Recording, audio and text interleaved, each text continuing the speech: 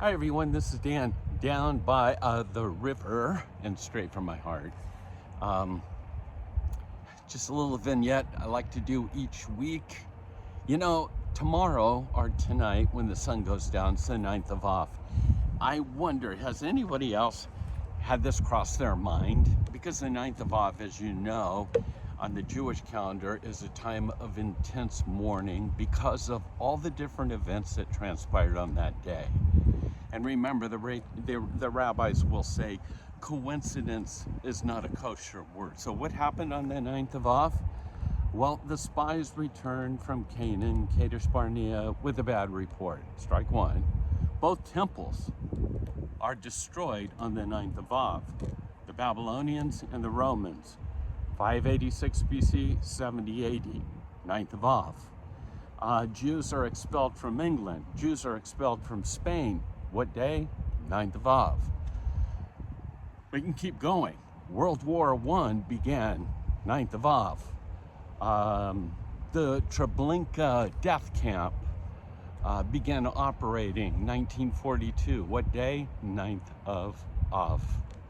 So again, I can keep going because there's a handful of other things, but did you know, and again, this may only be me, but it's been 666 days since October 7th, 2023. 666. I just wonder, coincidence? That number had to come up, but is it a coincidence that it actually falls on the 9th of Av? Just something to scratch my head about as I'm down by the river. But my message really is just to alert you to that. Be praying, standing with Israel in this day. But the message from my heart is a simple one. We must be doers of God's words and not just hearers at all. I mean, James warns us, and James says, don't merely listen to the word, so deceiving yourselves, but do it. It was Edmund Burke, yeah, he nailed it with this quote, and you've probably heard it before. He said, the only thing necessary for the triumph of evil, the only thing necessary is for good men to do nothing. That reminds me of what Solomon wrote in Proverbs 24. It reminds me when he says, if you do nothing in difficult times, your strength is meager. And of course, we have the third commandment where we hear God saying to us, don't take the name of the Lord your God in vain. You know what? I don't think that that's intended just in terms of our language. I don't think it's like, you shouldn't cuss, you shouldn't use the Lord's name in vain. I think it has to do with, if you're going to take his name, your life, how you live your life, should reflect his nature. Again, doers of his word, not hearers only. So I want to encourage you to ask that question. This sounds a bit harsh, but just listen for a moment.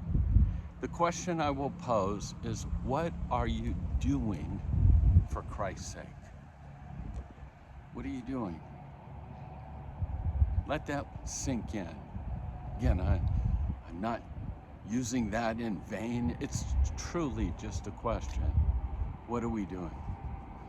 666 days since the atrocities that took place in Gaza. I hope, I pray that you've determined to stand and pray for Israel. God's not finished with Israel. And then the question that I'll leave with you is, God putting something upon your heart that you can actually do? The evidence of your faith. Track with us. Holy Ground's heading off to Israel in the fall. We always support a ministry there that's called MTI, Ministry to Israel, Christian-based ministry that does whatever they can to alleviate hardship, We provide baby clothes, we provide food, we provide assistance. Again, we take suitcases over and just leave with them because we want to make sure there's evidence of our words.